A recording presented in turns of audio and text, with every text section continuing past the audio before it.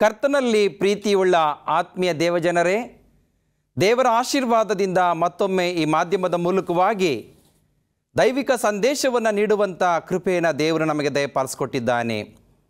ಈ ದೈವಿಕ ಸಂದೇಶವನ್ನು ಕೇಳುವ ಮುನ್ನ ದೇವರು ನಿಮ್ಮನ್ನು, ನಿಮ್ಮ ಕುಟುಂಬವನ್ನು ಈ ದಿನದಲ್ಲಿ, ಈ ಸಮಯದಲ್ಲಿ ವಿಶೇಷವಾಗಿ ಆಶೀರ್ವದಿಸುವುದಕ್ಕೆ ಶಕ್ತನಾಗಿದ್ದಾನೆ.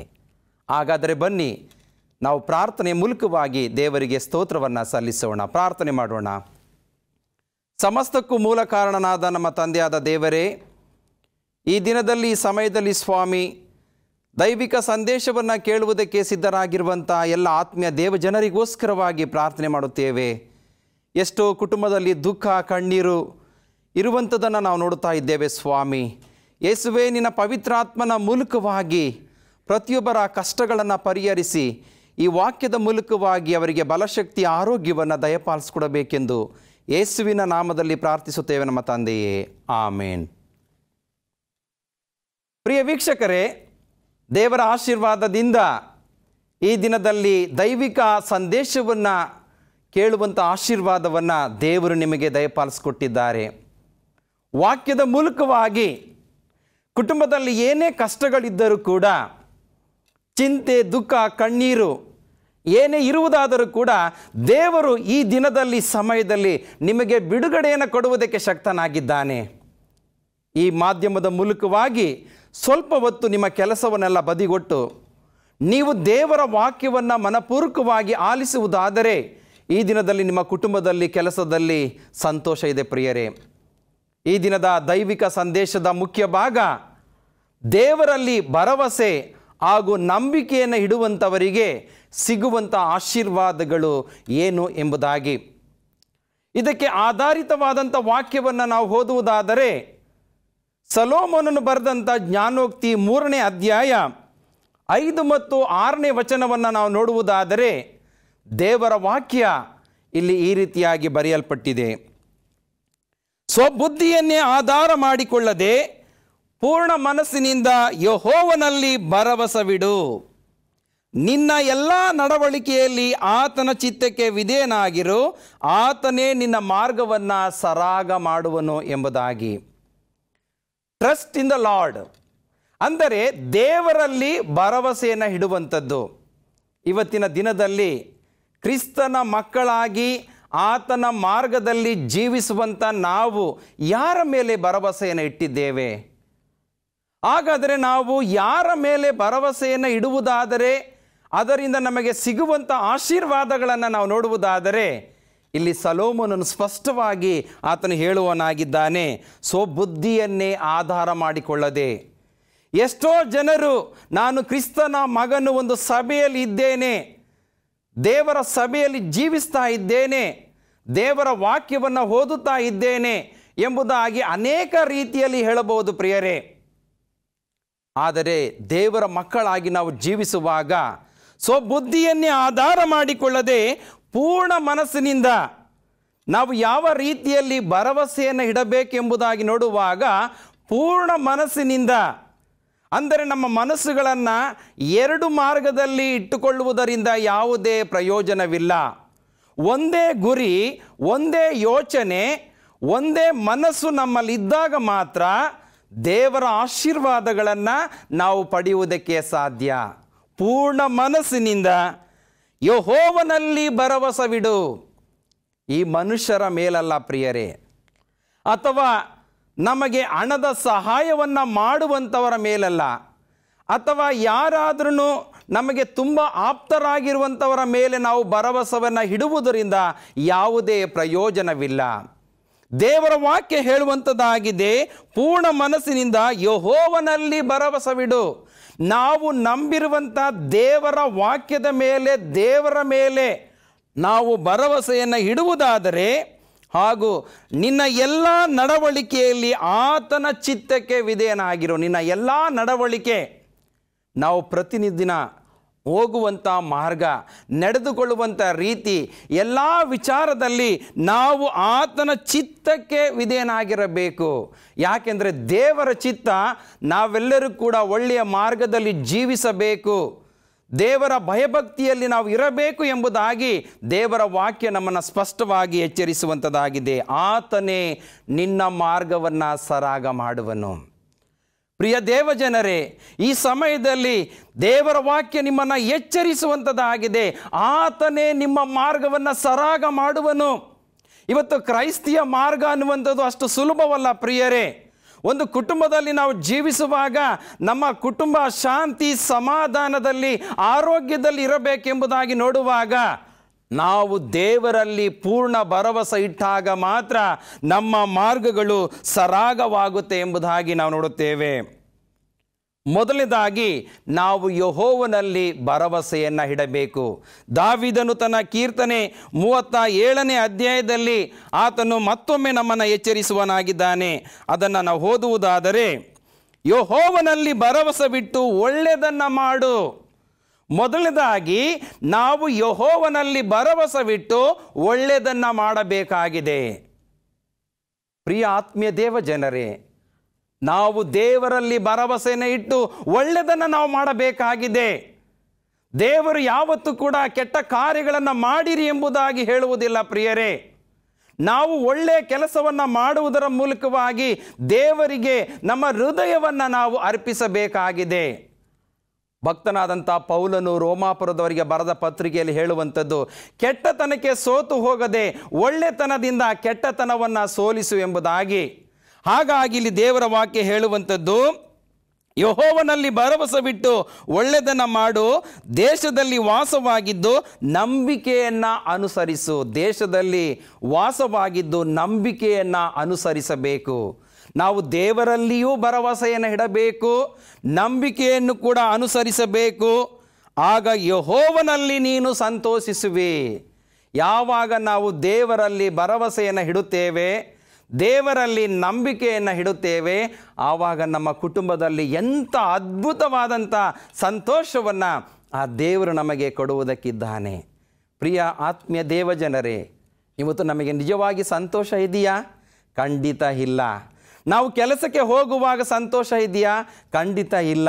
ನಮಗೆ ಎಷ್ಟೇ ಹಣ, ಆಸ್ತಿ, ಅಂತಸ್ತು, ಈ ಲೋಕದಲ್ಲಿ ಘನತೆ, ಗೌರವ ಏನು ಇದ್ದರೂ ಕೂಡ ನಾವು ದೇವರಲ್ಲಿ ಪೂರ್ಣ ಭರವಸೆಯನ್ನು ಇಡಲಿಲ್ಲ ಅಂದರೆ, ದೇವರಲ್ಲಿ ನಂಬಿಕೆಯನ್ನು ಇಡಲಿಲ್ಲ ಅಂತಂದರೆ ನಮಗೆ ಸಂತೋಷ ಅನ್ನುವಂಥದ್ದು ಸಿಗುವುದಿಲ್ಲ ಪ್ರಿಯರೇ. ಮುಂದೆ ಹೇಳುವಂಥದ್ದಾಗಿದೆ, ಮತ್ತು ಆತನು ನಿನ್ನ ಇಷ್ಟಾರ್ಥವನ್ನು ನೆರವೇರಿಸುವನು ಎಂಬುದಾಗಿ.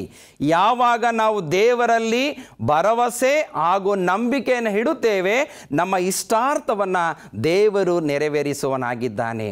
ನಾವು ಪ್ರತಿನಿತ್ಯ ಪ್ರಾರ್ಥನೆ ಮಾಡ್ತೇವೆ, ದೇವರ ಆಲಯಕ್ಕೆ ಹೋಗ್ತೇವೆ, ದೊಡ್ಡದಾಗಿ ನಾವು ಮಾನಸಾಂತರ ಪಡ್ತೇವೆ, ಪಾಪಗಳನ್ನು ಹೇಳಿಕೊಳ್ಳುತ್ತೇವೆ. ಆದರೆ ಕೇವಲ ಕಾಟಾಚಾರಕ್ಕೋಸ್ಕರವಾಗಿ ಇದನ್ನು ಮಾಡಿ ಆ 1 ಗಂಟೆ 2 ಗಂಟೆ ದೇವರ ಆಲಯದಲ್ಲಿ ಕುಳಿತುಕೊಂಡು ನಾವು ಮನೆಗೆ ಬಂದು ದೇವರಲ್ಲಿಯೂ ಭರವಸೆಯನ್ನು ಇಡೋದಿಲ್ಲ, ದೇವರಲ್ಲಿಯೂ ನಂಬಿಕೆಯನ್ನು ಇಡೋದಿಲ್ಲ. ಆಗ ನಮ್ಮ ಜೀವಿತ, ನಮ್ಮ ಮಾರ್ಗ ಸರಾಗವಾಗಲಿಕ್ಕೆ ಸಾಧ್ಯ ಇದೆಯಾ ಪ್ರಿಯರೇ? ಖಂಡಿತ ಸಾಧ್ಯವಿಲ್ಲ. ನಮ್ಮಲ್ಲಿ ಆ ಸಂತೋಷ ಸಿಗಬೇಕಾದರೆ ದೇವರಲ್ಲಿ ನಾವು ಪೂರ್ಣ ಪ್ರಮಾಣದ ಭರವಸೆಯನ್ನು, ಆ ನಂಬಿಕೆಯನ್ನು ನಾವಿಡಬೇಕಾಗಿದೆ. ಪ್ರಿಯ ವೀಕ್ಷಕರೇ, ಈ ಕಾರ್ಯಕ್ರಮದ ಮೂಲಕವಾಗಿ ನಾನಿಷ್ಟೇ ಕೇಳಿಕೊಳ್ಳುವಂಥದ್ದು, ನೀವು ಯೆಹೋವನಲ್ಲಿ ಪೂರ್ಣ ಮನಸ್ಸಿನಿಂದ ಭರವಸೆಯನ್ನು, ನಂಬಿಕೆಯನ್ನು ಇಡುವುದಾದರೆ ನಿಮಗೆ ಸಂತೋಷವನ್ನು ಆ ದೇವರು ತನ್ನ ಪವಿತ್ರಾತ್ಮನ ಮೂಲಕವಾಗಿ, ದೇವರು ತನ್ನ ವಾಕ್ಯದ ಮೂಲಕವಾಗಿ ನಿಮಗೆ ಕೊಡುವುದಕ್ಕೆ ಶಕ್ತನಾಗಿದ್ದಾನೆ. ದೇವರು ಕೇಳುವಂಥದ್ದು ನಿಮ್ಮ ಪ್ರೀತಿಯ ಹೃದಯವನ್ನು, ಮತ್ತೇನು ಕೇಳ್ತಾ ಇಲ್ಲ ಪ್ರಿಯರೇ. ಹಾಗಾಗಿ ನಾವು ಯೆಹೋವನಲ್ಲಿ ಭರವಸೆ ಇಡಬೇಕು. ಇದಕ್ಕೆ ಉದಾಹರಣೆಯಾಗಿ ಆದಿಕಾಂಡ 15ನೇ ಅಧ್ಯಾಯ 6ನೇ ವಚನವನ್ನು ನಾವು ನೋಡುವಾಗ, ಅಲ್ಲಿ ಅಬ್ರಹಾಮನನ್ನು ಉದಾಹರಣೆಯಾಗಿ ತೆಗೆದುಕೊಳ್ಳುವಾಗ, ದೇವರು ಅಬ್ರಹಾಮನನ್ನು ಕರೆದಾಗ ಆತನಲ್ಲಿ ಐಶ್ವರ್ಯ, ಹಣ ಎಲ್ಲವೂ ಇತ್ತು ಎಂಬುದಾಗಿ ನಾವು 12ನೇ ಅಧ್ಯಾಯ, ಆದಿಕಾಂಡ 12ನೇ ಅಧ್ಯಾಯ, 13ನೇ ಅಧ್ಯಾಯ, 14ನೇ ಅಧ್ಯಾಯ ನಾವು ಓದುತ್ತಾ ಬರುವುದಾದರೆ, ದೇವರು ಅಬ್ರಹಾಮನನ್ನು ಕರೆದಂಥ ಸಮಯದಲ್ಲಿ ಆತನ ಜೀವಿತ ಹೇಗಿತ್ತು? ಆತನಲ್ಲಿ ಹಣ, ಐಶ್ವರ್ಯ ಎಲ್ಲ ಇತ್ತು ಪ್ರಿಯರೇ. ಅವನಿಗೆ ಯಾವುದೇ ಕೊರತೆ ಇರಲಿಲ್ಲ ಪ್ರಿಯರೇ.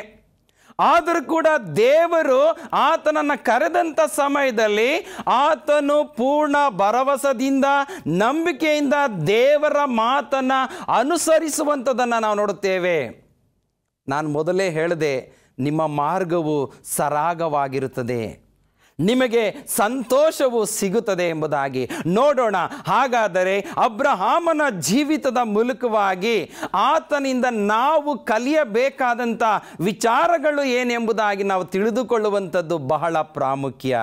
ಪ್ರಿಯ ವೀಕ್ಷಕರೇ, ಈ ಕಾರ್ಯಕ್ರಮದ ಮೂಲಕವಾಗಿ ದೇವರು ಅಬ್ರಹಾಮನನ್ನು ಕರೆದಂಥ ಸಮಯದಲ್ಲಿ ಆದಿಕಾಂಡ 15ನೇ ಅಧ್ಯಾಯ 6ನೇ ವಚನದಲ್ಲಿ ದೇವರ ವಾಕ್ಯ ಹೇಳುತ್ತೆ, ಅಬ್ರಹಾಮನು ಯೆಹೋವನನ್ನು ನಂಬಿದನು. ಅಬ್ರಹಾಮನು ಯೆಹೋವನನ್ನು ನಂಬಿದನು ಎಂಬುದಾಗಿ ನೋಡುತ್ತೇವೆ. ಯಾಕೆ? ಅವನಿಗೆ ಹಣ ಇರಲಿಲ್ವಾ? ಆತನಿಗೆ ಐಶ್ವರ್ಯ ಇರಲಿಲ್ವಾ? ಆತನ ಕುಟುಂಬದಲ್ಲಿ ಯಾವುದೇ ಕೊರತೆ ಇರಲಿಲ್ಲ. ಪ್ರಿಯರೇ, ಅಂಥ ವ್ಯಕ್ತಿಯನ್ನ ದೇವರು ಕರೆದಂಥ ಸಮಯದಲ್ಲಿ ಯೆಹೋವನ ಮೇಲೆ ನಂಬಿಕೆಯನ್ನು ಇಟ್ಟನು. ನಂಬಿಕೆ ಇಟ್ಟಾಯಿತು. ಈಗ ಯೆಹೋವನು ಅಬ್ರಹಾಮನನ್ನ ಹೃದಯವನ್ನು ಗಮನಿಸ್ತಾ ಇದ್ದಾನೆ. ಪ್ರಿಯರೇ, ಮುಂದೆ ದೇವರ ವಾಕ್ಯ ಹೇಳುತ್ತೆ, ಯೆಹೋವನು ಅವನ ನಂಬಿಕೆಯನ್ನು ಅವನ ಲೆಕ್ಕಕ್ಕೆ ನೀತಿ ಎಂದು ಎಣಿಸಿದನು. ಅವನ ನಂಬಿಕೆಯನ್ನು ನೀತಿ ಎಂದು ಎಣಿಸಿದನು.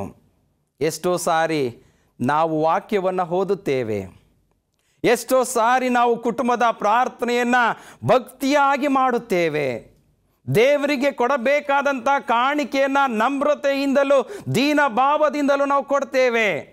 ಆದರೆ ನಾವು ಪೂರ್ಣ ಪ್ರಮಾಣದಲ್ಲಿ ದೇವರಲ್ಲಿ ಭರವಸೆಯನ್ನು ಇಡ್ತಾ ಇದ್ದೇವಾ? ದೇವರಲ್ಲಿ ನಂಬಿಕೆಯನ್ನು ಇಡ್ತಾ ಇದ್ದೇವಾ? ಪ್ರಿಯರೇ, ಯಾಕೆ ಇವತ್ತು ಎಷ್ಟೋ ಜನ ಹೇಳುತ್ತಾರೆ, ಬೋಧಕರುಗಳು ಮನೆಗೆ ಭೇಟಿ ಕೊಟ್ಟಂಥ ಸಮಯದಲ್ಲಿ ಅನೇಕರು ಹೇಳುವಂಥದ್ದು, ಪಾಸ್ಟರ್ ಅವರೇ, ನಮ್ಮ ಕುಟುಂಬದಲ್ಲಿ ಸಮಾಧಾನ ಇಲ್ಲ, ನಮ್ಮ ಕುಟುಂಬದಲ್ಲಿ ಶಾಂತಿ ಇಲ್ಲ, ಹಣ ಸಂಪಾದನೆ ಮಾಡ್ತಾ ಇದ್ದೇವೆ, ದೇವರ ಆಲಯಕ್ಕೆ ಹೋಗ್ತಾ ಇದ್ದೇವೆ, ಆದರೂ ಕೂಡ ಸಮಾಧಾನ ಇಲ್ಲ. ಕಾರಣ ಏನೆಂಬುದಾಗಿ ನಮಗೆ ಗೊತ್ತಿಲ್ಲ. ಯಾಕೆಂದರೆ ನಮ್ಮ ಹೃದಯದಲ್ಲಿ ಆ ಭರವಸೆ, ಆ ನಂಬಿಕೆ ಅನ್ನುವಂಥದ್ದು ಬರಬೇಕಾಗಿದೆ. ಪ್ರಿಯ ವೀಕ್ಷಕರೇ, ಅದಕ್ಕೆ ದೇವರು ಅಬ್ರಹಾಮನನ್ನು ಆತನನ್ನು ಕರೆದಂಥ ಸಮಯದಲ್ಲಿ ಆತನು ಎಲ್ಲವನ್ನ ಬಿಟ್ಟು ದೇವರನ್ನು ಕೂಡ ನಂಬುವಂಥದ್ದನ್ನು, ದೇವರ ಮೇಲೆ ಪೂರ್ಣ ಭರವಸೆಯನ್ನು ಇಡುವಂಥದ್ದನ್ನು ನಾವು ನೋಡುತ್ತೇವೆ. ಪ್ರಿಯರೇ, ಹಾಗಾಗಿ ನಾವು ಮೊದಲನೇದಾಗಿ ಯೆಹೋವನಲ್ಲಿ ಭರವಸವಿಟ್ಟಾಗ ಅಬ್ರಹಾಮನಿಗೆ ಸಿಕ್ಕಿದಂಥ ಆಶೀರ್ವಾದಗಳನ್ನು ಇವತ್ತು ನಾವು ನಮ್ಮ ಕುಟುಂಬಗಳಲ್ಲಿ ಪಡೆದುಕೊಳ್ಳಬಹುದು. ಅಬ್ರಹಾಮನಿಗೆ ದೇವರು ಕೊಟ್ಟಂಥ ಆಶೀರ್ವಾದ, ನೀನು ಎಲ್ಲ ಜನಾಂಗಗಳಿಗೂ ಉತ್ತಮವಾದಂಥ ವ್ಯಕ್ತಿಯಾಗಿ ಇರುತ್ತೀಯಾ ಎಂಬುದಾಗಿ.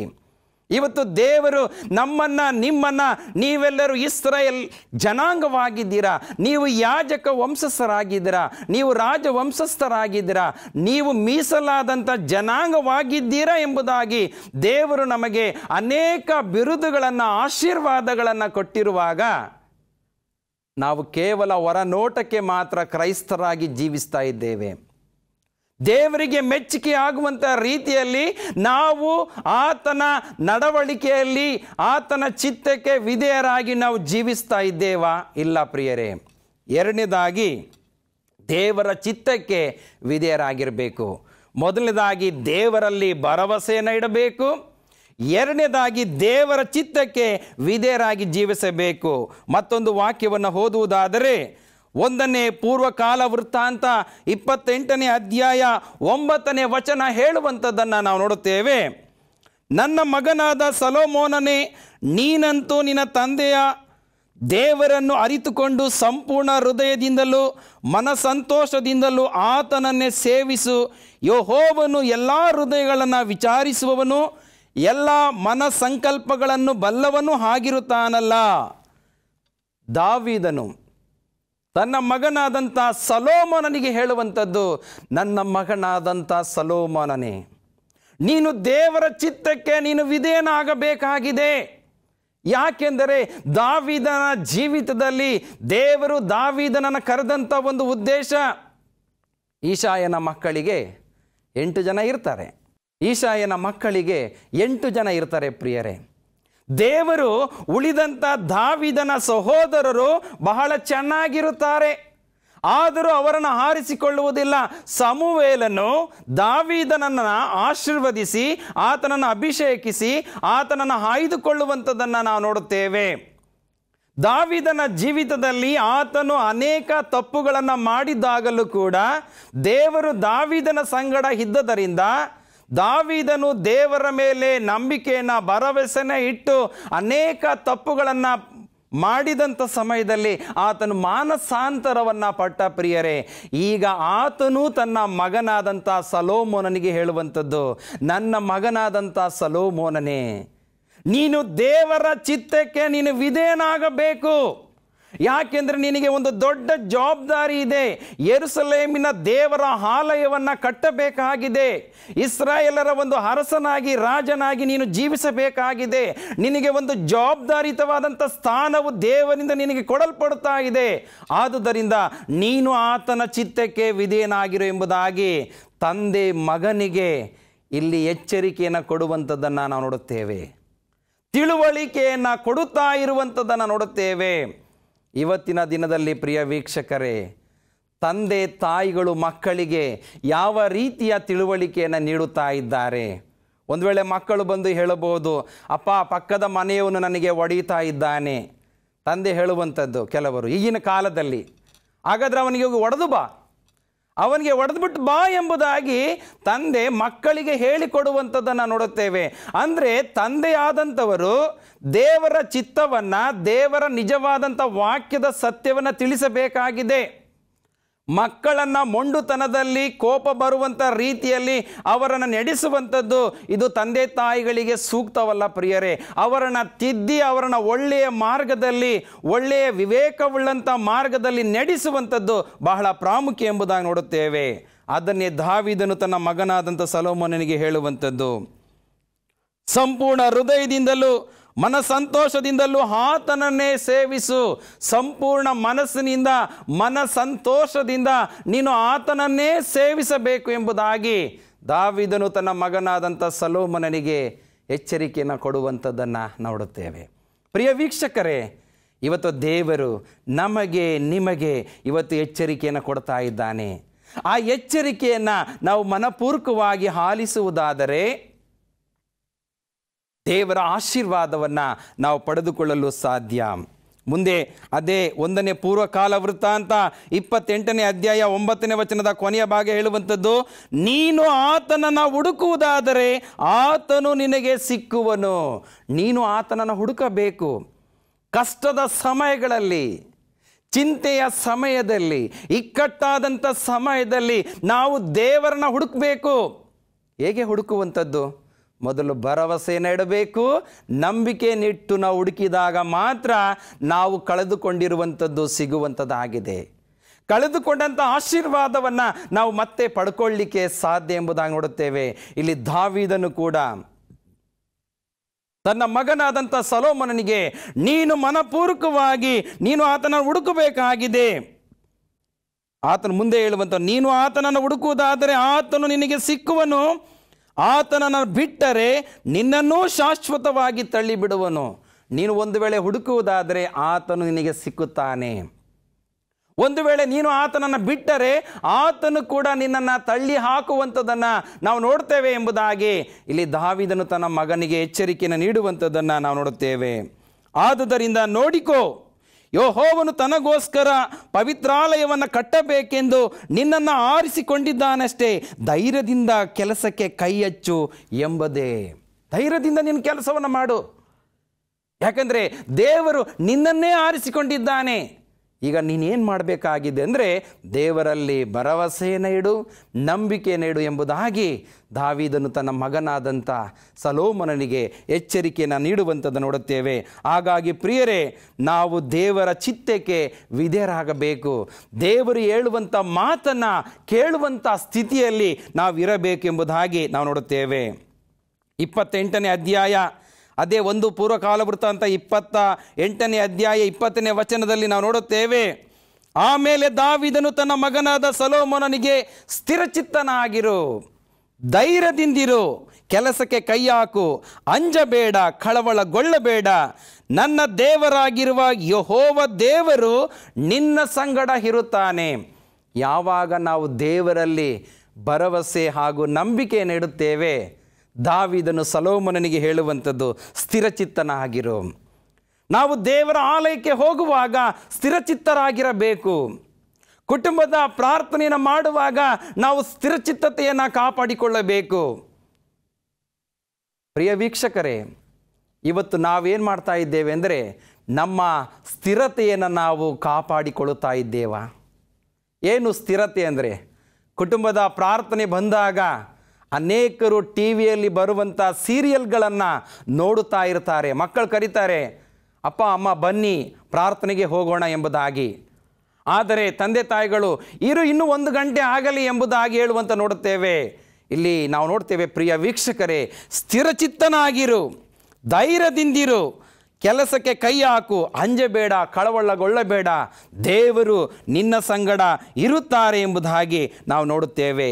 ದಾವೀದನು ಬರೆದಂಥ ಕೀರ್ತನೆ 23ನೇ ಅಧ್ಯಾಯ 4ನೇ ವಚನ, ನಾನು ಕಾರ್ಗತ್ತಲಿನ ಕಣಿವೆಯಲ್ಲಿ ನಡೆಯುವಾಗಲೂ ಯೆಹೋವನು ನನ್ನ ಸಂಗಡ ಇರುವುದರಿಂದ ನಾನು ಯಾವ ಕೇಡಿಗೂ ಹೆದರುವುದಿಲ್ಲ ಎಂಬುದಾಗಿ.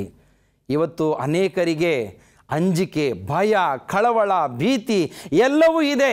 ಯಾಕೆ ಎಂಬುದಾಗಿ ನೋಡುವಾಗ ಅವರು ದೇವರಲ್ಲಿ ಪೂರ್ಣ ಭರವಸೆಯನ್ನು ಇಡ್ತಾ ಇಲ್ಲ ಪ್ರಿಯರೇ, ಪೂರ್ಣ ನಂಬಿಕೆಯನ್ನು ಇಡ್ತಾ ಇಲ್ಲ. ಅಂಥ ಕಾರ್ಗತ್ತಲಿನ ಕಣಿವೆಯಲ್ಲಿ ನಡೆಯುವಾಗಲೂ ಕೂಡ ದೇವರು ನಮ್ಮ ಸಂಗಡ ಇರ್ತಾನೆ. ಎಲ್ಲರ ಸಂಗಡ ಅಲ್ಲ, ಯಾರು ಪೂರ್ಣ ಮನಸ್ಸಿನಿಂದ ಆತನ ಹುಡುಕುವುದಾದರೆ ಆತನು ನಿಮಗೆ ಸಿಗುತ್ತಾನೆ. ಆತನಿಗೆ ತಮ್ಮ ಹೃದಯವನ್ನು, ಅಂದರೆ ನಿಮ್ಮ ಹೃದಯವನ್ನು ಅರ್ಪಿಸುವುದಾದರೆ ಆತನು ನಿಮಗೆ ಧೈರ್ಯವನ್ನು ಕೊಡುವನಾಗಿದ್ದಾನೆ. ನಿಮ್ಮ ಎಲ್ಲ ಕೆಲಸ ಕಾರ್ಯಗಳನ್ನು ಆಶೀರ್ವದಿಸುವುದಕ್ಕೆ ಶಕ್ತನಾಗಿದ್ದಾನೆ. ಅಂಥ ಆಶೀರ್ವಾದ ನಿಮಗೆ ಬೇಕು ಎಂಬುದಾಗಿ ಹೇಳುವುದಾದರೆ ದೇವರ ಚಿತ್ತಕ್ಕೆ ನೀವು ವಿಧೇಯರಾಗಬೇಕು. ಪ್ರಿಯ ವೀಕ್ಷಕರೇ, ಈ ಕಾರ್ಯಕ್ರಮದ ಮೂಲಕವಾಗಿ ನಾವು ದೇವರಲ್ಲಿ ಪೂರ್ಣ ಭರವಸದಿಂದ ಇದ್ದಾಗ ಅಬ್ರಹಾಮನಿಗೆ ಸಿಕ್ಕಿದಂಥ ಆಶೀರ್ವಾದ ನಿಮಗೂ ಸಿಗುವಂಥದ್ದಾಗಿದೆ. ದಾವೀದನ ಮಗನಾದಂಥ ಸೊಲೊಮೋನನ ಸಂಗಡ ಇದ್ದಂಥ ದೇವರು ನಿಮ್ಮ ಸಂಗಡ ಇರುವುದಕ್ಕೆ ಶಕ್ತನಾಗಿದ್ದಾನೆ. ನಮ್ಮ ಜೀವಿತ ಕತ್ತಲೆಯ ಜೀವಿತವಾಗಿರುವಾಗ ದೇವರು ಬೆಳಕಾಗಿ ನಿಮ್ಮನ್ನು ಬಲಪಡಿಸಿ ನಿಮ್ಮ ಕುಟುಂಬಕ್ಕೆ ಬೇಕಾದಂಥ ಆ ದೈವಿಕ ಆಶೀರ್ವಾದಗಳನ್ನು ಕೊಡುವುದಕ್ಕೆ ಶಕ್ತನಾಗಿದ್ದಾನೆ. ಇದೇ ತಾನೇ ಆ ಸಮಯವಾಗಿದೆ. ಈ ದಿನದಲ್ಲಿ ದೇವರು ನಮ್ಮನ್ನು ಕೇಳುತ್ತಾ ಇರುವಂಥದ್ದು, ಮಗನೇ ಮಗಳೇ, ನೀನು ದೇವರಲ್ಲಿ ಭರವಸೆಯನ್ನು ಇಡು, ನೀನು ದೇವರಲ್ಲಿ ಪೂರ್ಣ ನಂಬಿಕೆಯನ್ನು ಇಡು, ನಾನೇ ನಿನ್ನ ಮಾರ್ಗವನ್ನು ಸರಾಗ ಮಾಡುತ್ತೇನೆ. ಇವತ್ತು ದೇವರು ಈ ವಾಕ್ಯದ ಮೂಲಕವಾಗಿ ನಿಮ್ಮ ಕುಟುಂಬವನ್ನು ಸರಾಗ ಮಾಡುವನಾಗಿದ್ದಾನೆ, ನಿಮಗೆ ಸಂತೋಷವನ್ನು ಕೊಡುವನಾಗಿದ್ದಾನೆ. ಆ ಸಂತೋಷ ನಿಮ್ಮ ಕುಟುಂಬಗಳಲ್ಲಿ ಸದಾಕಾಲ ಇರಲಿ ಎಂಬುದೇ ನನ್ನ ಪ್ರಾರ್ಥನೆಯಾಗಿದೆ. ದೇವರು ಈ ವಾಕ್ಯಗಳ ಮೂಲಕವಾಗಿ ನಿಮ್ಮನ್ನು, ನಿಮ್ಮ ಕುಟುಂಬವನ್ನು ವಿಶೇಷವಾಗಿ ಆಶೀರ್ವದಿಸಿ ಕಾಪಾಡಲಿ. ಹಾಗಾದರೆ ವಾಕ್ಯವನ್ನು ಕೇಳಿದಂಥ ನಿಮ್ಮನ್ನು ದೇವರು ಆಶೀರ್ವದಿಸ್ತಾನೆ. ನಾನು ಮುಕ್ತಾಯ ಪ್ರಾರ್ಥನೆಯನ್ನು ಮಾಡಲಿಕ್ಕಿದ್ದೇನೆ. ಪ್ರಾರ್ಥನೆ ಮಾಡೋಣ. ಸಮಸ್ತಕ್ಕೂ ಮೂಲ ಕಾರಣನಾದ ದೇವರೇ, ಯೇಸುವೇ, ಈ ಒಂದು ವಾಕ್ಯವನ್ನು ಕೇಳಿದಂಥ ಪ್ರತಿಯೊಬ್ಬರು ಸ್ವಬುದ್ಧಿಯನ್ನೇ ಆಧಾರ ಮಾಡಿಕೊಳ್ಳದೆ ಪೂರ್ಣ ಮನಸ್ಸಿನಿಂದ ಯೆಹೋವನ ಮೇಲೆ ಭರವಸೆ ಬಿಟ್ಟು ಆತನ ಚಿತ್ತಕ್ಕೆ ವಿಧೇಯರಾಗುವುದಾದರೆ ಸ್ವಾಮಿ, ನೀನು ಪ್ರತಿಯೊಬ್ಬರ ಮಾರ್ಗವನ್ನು ಸರಾಗ ಮಾಡುವ ದೇವರಾಗಿದ್ದಿ. ಈ ವಾಕ್ಯದ ಮೂಲಕವಾಗಿ ಎಲ್ಲ ಕುಟುಂಬಗಳಲ್ಲಿ ಬಿಡುಗಡೆಯನ್ನು ಕೊಡು ಸ್ವಾಮಿ, ಸಮಾಧಾನವನ್ನು ಕೊಡು, ಆರೋಗ್ಯವನ್ನು ಕೊಡು. ವಾಕ್ಯವನ್ನು ಕೇಳಿದಂಥ ಪ್ರತಿಯೊಬ್ಬರ ಮೇಲೆ ನಿನ್ನ ದಿವ್ಯವಾದಂಥ ಕೃಪಕಟಾಕ್ಷವನ್ನು ಇರಿಸಬೇಕೆಂದು ಪ್ರಭು ಕ್ರಿಸ್ತೇಸುವಿನ ನಾಮದಲ್ಲಿ ಪ್ರಾರ್ಥಿಸ್ತೇವೆ ತಂದೆಯೇ, ಆಮೇನ್. ಪ್ರಿಯ ವೀಕ್ಷಕರೇ, ಈ ಕಾರ್ಯಕ್ರಮದ ಮೂಲಕವಾಗಿ ಪ್ರಾರ್ಥನಾ ಬೇಡಿಕೆಗಳು ಇರುವುದಾದರೆ ಈ ಕೆಳಕಂಡ ದೂರವಾಣಿಯ ಸಂಖ್ಯೆಗೂ ವಿಳಾಸಕ್ಕೂ ನಿಮ್ಮ ಅನಿಸಿಕೆಗಳನ್ನು ಬರೆದು ಕಳಿಸ್ತೀರಾ? ಹಾಗಾದರೆ ನಾವು ನಿಮಗೋಸ್ಕರವಾಗಿ ಯಾವಾಗಲೂ ಪ್ರಾರ್ಥನೆಯನ್ನು ಮಾಡುತ್ತೇವೆ. ದೇವರು ನಿಮ್ಮನ್ನು, ನಿಮ್ಮ ಕುಟುಂಬವನ್ನು ವಿಶೇಷವಾಗಿ ಆಶೀರ್ವದಿಸಿ ಕಾಪಾಡಲಿ. ಆಮೇನ್.